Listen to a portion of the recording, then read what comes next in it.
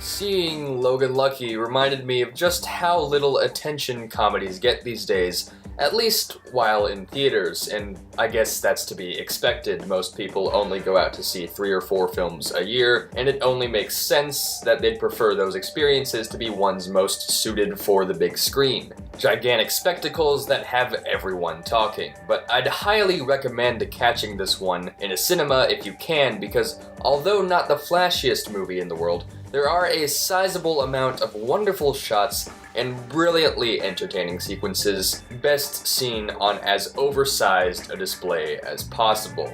And that's a fitting description for the whole movie.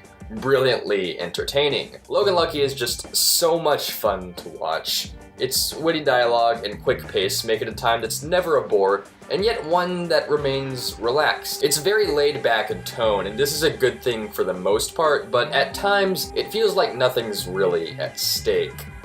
The writing is generally spot on. Plot-wise, everything's kept simple and sweet while managing to remain unpredictable. It spends just the right amount of time with each of the plots going on, a great feat considering how many characters there are, not to mention that all are dynamic, entertaining, leave an impression, and serve a purpose. Not all manage to be fully developed, but with how much of an accomplishment this balancing act is, I can hardly complain. This isn't really the type of film that demands to completely flesh out every single one of its characters anyway, and of course, the jokes are hilarious. I appreciate the advantage this movie takes of its medium, executing so many jokes that couldn't be done in, say, a play or comic. There is one issue I take with the writing, this being a couple of really forced and unnatural emotional moments. The rest of the movie isn't written in such a way that complements these at all, and they just come out of nowhere. Maybe there's 2 lines of dialogue to set each of them up, but